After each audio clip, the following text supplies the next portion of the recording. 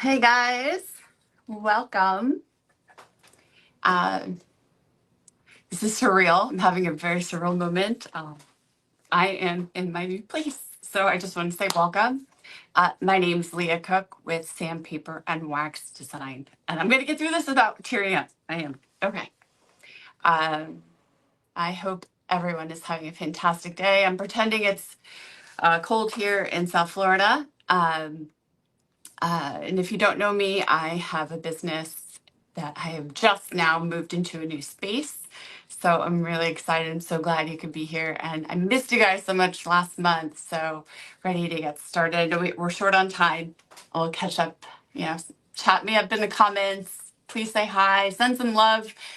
Very nervous today. It's been a while. Anyway, so I want to teach you guys something fun. We're coming into fall and pumpkins.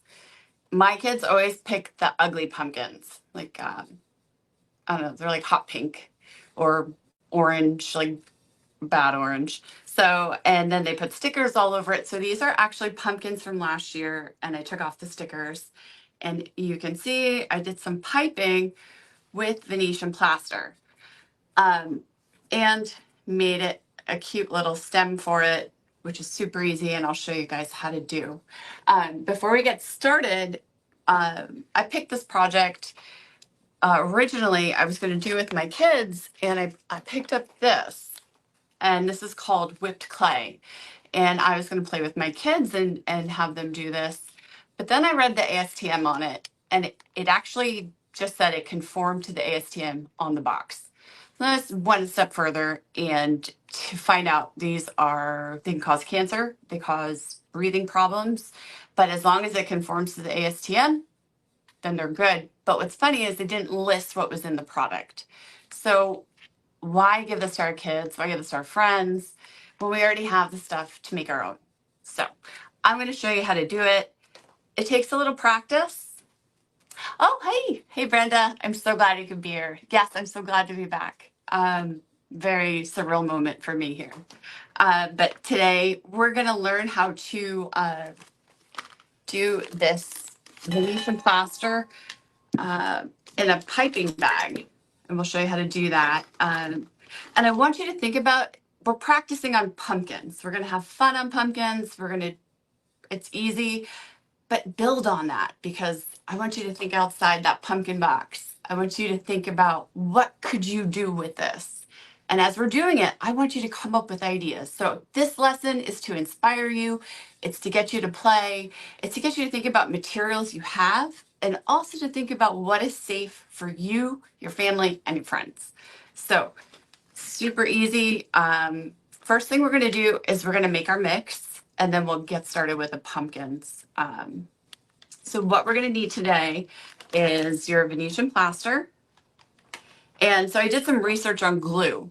The safest glue is Elmer's glue. Hi, from Indiana. Hey, Kathy. So awesome glue. You got it at Walmart, 12 bucks a gallon.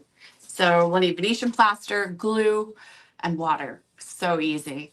And it's really, the trick of it is putting it together correctly. And so let's go ahead. We're going to start with our ratios. We're going to start small, and if you need to add, it's better to add than take away, because you can't. So we're going to start with water first. We're going to mix our Venetian plaster.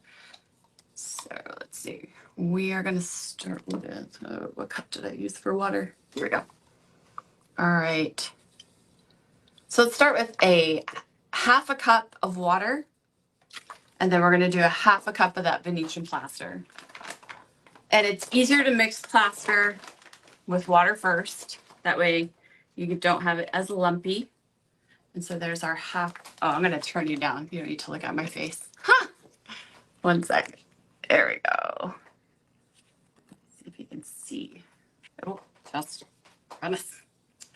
My sweater and fake cold weather. Okay, here we go. So we got our water and our Venetian plaster. Let it sit for a second. Let those molecules absorb. Now, my background, I'm a science background based, so I love to experiment. And I love to try different things. And I'm sure if you guys follow me, you see that. So let's go ahead. We're just going to mix it up. We don't want it to be too lumpy. We don't want it to be lumpy at all, actually. This is, so really stirring it, make sure it's, and if we don't have time for that, let's get our hand mixer out, because that'll speed things up a bit. We're going to just sit here stirring. Let's not waste time. My handy dandy blood hand mixer. Here we go. All right. I have learned to pay for the nicer machine because I have gone through so many hand mixers. It's not even funny. If I could put this in the correct one. There we go. Awesome. All right. And we'll get started. Coming right out. Oh, sorry, guys. I'm unpacking. Just moved in on Friday, so it's been fun. Okay, here we go. Just really whipping it up.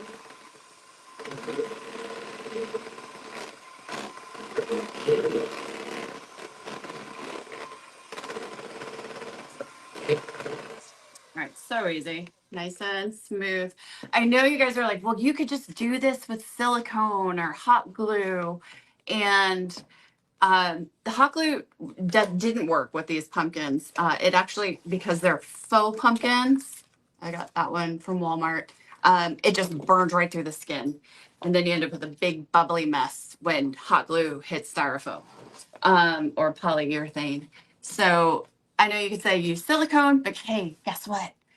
That stuff is not good for you. It off gases. So let's just make our own. It's safer. It's safe for everybody. You can have your girlfriends over and do a pumpkin night. So here we go. We got that. Now we're going to take our Elmer's glue. We're going to start with a 1-to-1 ratio. So we did half a cup of the Venetian plaster. We've already made it. And now we're going to go ahead and add that glue. So you never want to just mix the glue in with dry Venetian plaster. You're going to end up with giant clumps. Ask me how I know. I will tell you, the first time I did it, it was a giant mess. So I'm saving you the grief. So here we go. All mixed in. Excellent. And this, you just can stir it. Now it's going to look really strange. It's going to make a funny looking, just keep at it. It's going to look weird. And you're like, Leah, this is not mixing nicely. And that's when you get that hand mixer out again. And you just really continually insist that it's going to mix. There is other glue you can use. You can use tacky glue. The only difference with that, it's not exactly non-toxic. There is a little bit of some harmful substances. So if you're working with kids, I would stick with the Elmer's glue. The worst thing that I read from the ASTM is that they get a tummy ache if they eat it. So, but Elmer's glue is super safe and it works just fine. Yeah, so we're gonna go ahead. We're gonna blend it again.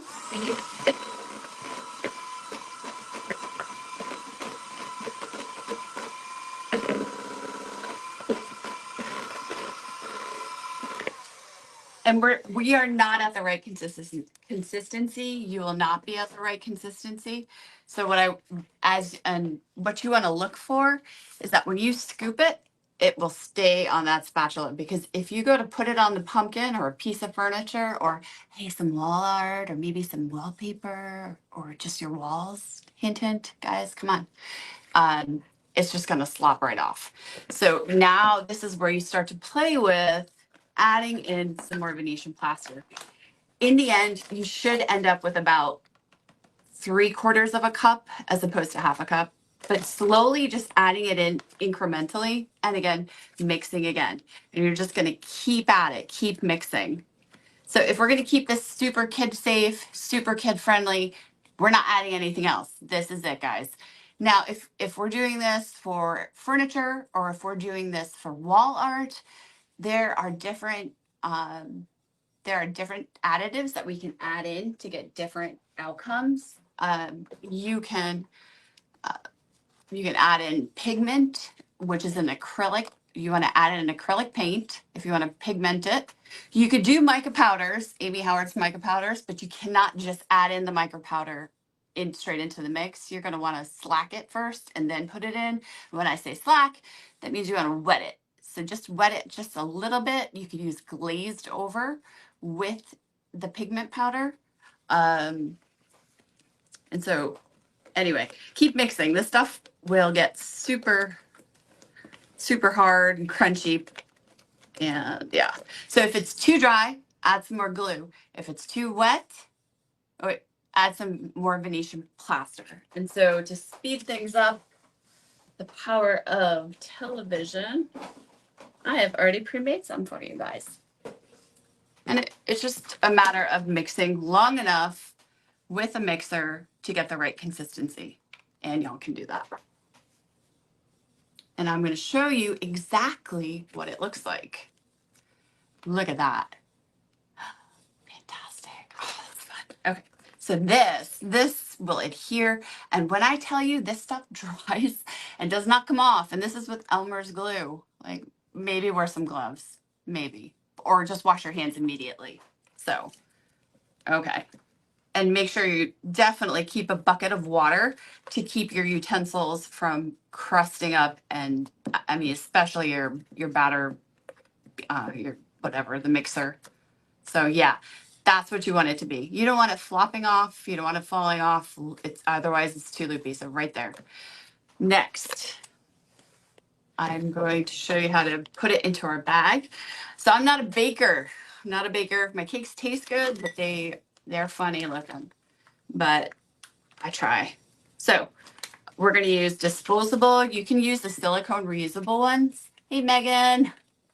Yeah, you can use an immersion blender, Leslie, but I recommend that you use that handheld mixer because it just has a little more power and ability to really, especially when you start making bigger batches and adding more glue, you want to make sure you can really turn that material because it's really going to disperse everything. So here's our plastic bag. We are going to cut the tip with my scissors that I somehow made disappear. But so when you cut these, you want to cut big enough for your the cap to fit into. Sorry, I'm sorry if I'm slaughtering this. I'm not a baker, sorry. And you're gonna slip it into the bag. I actually had to watch how to do this. I watched Martha Stewart. She was amazing. So slip it into the bag. It's nice and snug. You want to make sure that this is on the cuff. Then you're going to add your tip. Your tip goes over and you screw it on to the bag. And we are going to pop this into a tall jar, which will also be your holder while you're working. So it's not just slumped over and making a giant mess because I did that the first time. So here we go. We're going to load it on up. Oh, that was weird. I'm sorry, there's so many new sounds in this place, and it's also really deafening quiet. I'm not used to being in such a quiet space. We're just scooping it in. Nice and easy. And what's nice, by using a jar, you can easily clean off your spatula. And we're just flopping it in there. Excellent. Once that's done, you want to make sure you cover the lid. Like I said, get these in water immediately because it will stay forever. Top that off. Move that out. Now we're going to pick up our bag. Okay, we're artists. We're not bakers. I know some of y'all are probably bakers. Anybody want to bake some for me? I'd love it. Okay, so push it all down. We're going to take a rubber band and we're going to go around the top here. Just like so.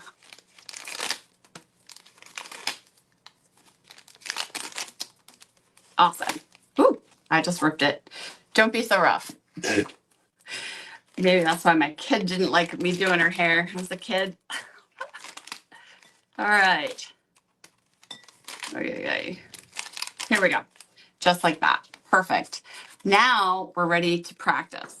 So I'm going to use this table right here. What I want you guys to do is draw out your image. It is too hot for me. I'm sorry. It is 93 degrees here in South Florida. I can pretend it's fall. Okay, so here we're going to, let's just practice doing some circles. Draw out your image first. It's a lot easier if you do that. You can use an image from a stencil. I mean, this is where you can be creative. The sky is the limit. And so starting, and please, y'all forgive me, because like I said, I'm not a baker. All right, and we're just steadily going around, but look how pretty that is. And what's amazing is this will harden. It's not going to crack, and you can sand it. So this is why I actually wanted to use this. Sometimes you want to do a low relief and you want to kind of sculpt it a little bit more. This is how you make it happen. You're using Venetian plaster, you're using glue, you're not using any synthetics, so it's sandable and it will adhere and it's going to dry. And I want you to take a close up so you can see the consistency. I'm going to bring it closer. See that? Look how smooth that is. So the first time I did it, I made a giant mess. And I'm going to show you because this is how we learn. Y'all don't laugh at me. This is a mess. And this is not mixing correctly. Oh, there's stuff on my face. This is not mixing correctly. This is not, wet with wet. And we're just mixing in all that. So make sure you get a nice smooth. And see, here's where I finally learned how to do it correctly. You see that? That's smoother there. Okay. Also with this, you guys, it's just like modeling paste where you have to start. If you want to build something really big, you want to start small and a little bit and just building and building and building. So, but back to pumpkin fun. Now we are going to take our pumpkin and we're going to clean it with clean slate like this. And this stuff is fantastic. And I'll tell you, sometimes I'll admit it. I just want to paint and I just paint because I think it's clean. It's not clean. So it's got oil from your hands on it. Your kids' boogers wiped on it and you don't see them. So make sure you clean. So you make sure that paint adheres correctly. Just like that. And then let it dry for a few seconds. Should be dry to the touch. Perfect. Also cover up your clean slate because it does dissipate in the air. So don't just leave it open. Plus, it's not good for you to breathe. So there we go. Once that's dry, I did with this one, I did Ballet White. And with this, the faux pumpkins, and I'll show you, this is one coat. So you see, we're going to have to do multiple coats of that one-step paint. And just be patient. If you do it too fast, because it's a plastic and there's chemicals in it and it's going to react with the paint. If you do it too quickly and you don't let it dry in between coats, you will end up with chipping, which for a pumpkin is great. So no worries. So here we are. I don't feel like I need to show you guys how to paint with one step. I feel like we're a little more advanced than that. But I want you to show, here's just a folk art design I started on a pumpkin.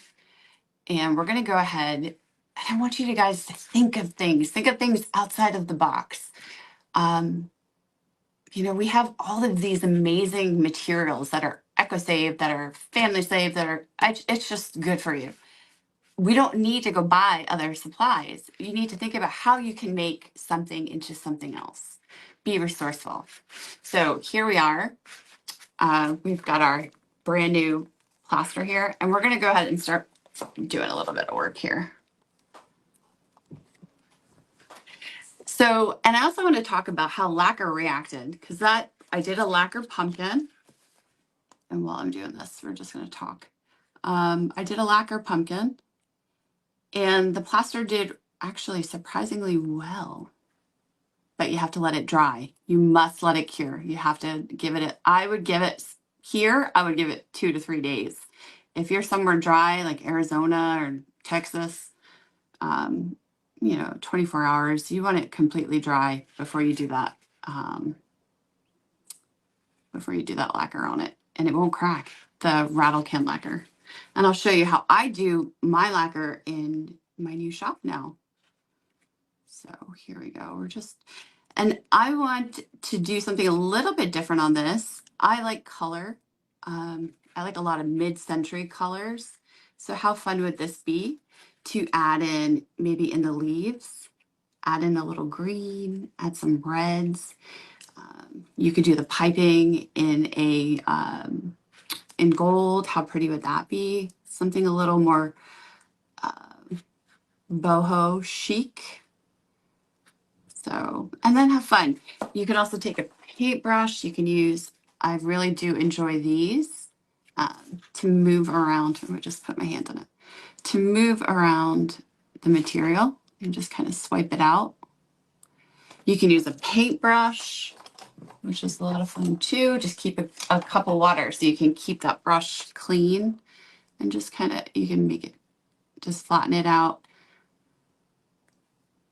And remember, this stuff is going to be sandable. So if you want to bring down some rough edges, which is so exciting, you can. So if you're doing some wall art, or if you're doing an image on the wall, you can definitely change it, and you can sculpture it, which is really cool. Using a blade or sandpaper and design it that way. So you can flatten it out. But see, you can just get lost doing this for hours. I mean, how fun is that? How pretty would that be with some color in it too? Just some really pretty flowers. Okay, I'm going to show you that lacquer pumpkin like I promised. So this guy was done in Amy Howard's, let's look at it, basic black. Yeah, there we go. And it actually, no real issues. And so this is also done in Amy's black too, and no reaction whatsoever. So just make sure that your plaster is completely dry. I do recommend, if you're going to paint over something like this, if you're going to put some plaster on, let's think about different materials for a second. Let's do one step. That way it has something to grip onto for that plaster, and just not gonna, even though with all that glue in there, it shouldn't pop off. So here, we're gonna do this here and make sure, yeah. So one step, then your plaster, and then you can paint right over it. It did fine with an oil, and it also, so it's actually, I'm really impressed with this. It held up, and look how, I mean, this stuff is solid. I wanted to make it look like it had warts. Okay, so that's really simple, but I know a lot of people get lost in the details of how to mix it, how to apply it. And I also was concerned about what we're breathing. So the takeaway, make sure you're checking out your ASTM on your materials. My favorite artist of all time passed away because he was essentially, sick from our materials are toxic, and we don't know what's in them. And we have kids, and we have family, and we have loved ones and elderly. So just make sure you're being safe. You know what's in your materials. That one packet that I was going to get my kids and let them use causes cancer. It just had to be listed. That was meeting the ASTM. So be careful, be safe, have fun. Think about ways to use this beyond just pumpkins. And I look forward. If you have any questions, please put them in the comments and I will get to them. And I know next, do you have to prime? Actually, no, you don't have to prime. Becky George, great question. No priming. I didn't have to prime. I used the rattle can, no problem. I also did one in the Luxe lacquer, no prime either. So that's pretty awesome. Look at that. And I had no issue putting the plaster on top of it. Once you give everything its cure time, once you reach that dry time, touch time, no more wetness, not sticky, you can go ahead and put that plaster on there. It didn't have any issues. So thank you so much, and I will see you next month. Hopefully I will be in this space, and I thank you so much for all your support and love, and thank you. Take care.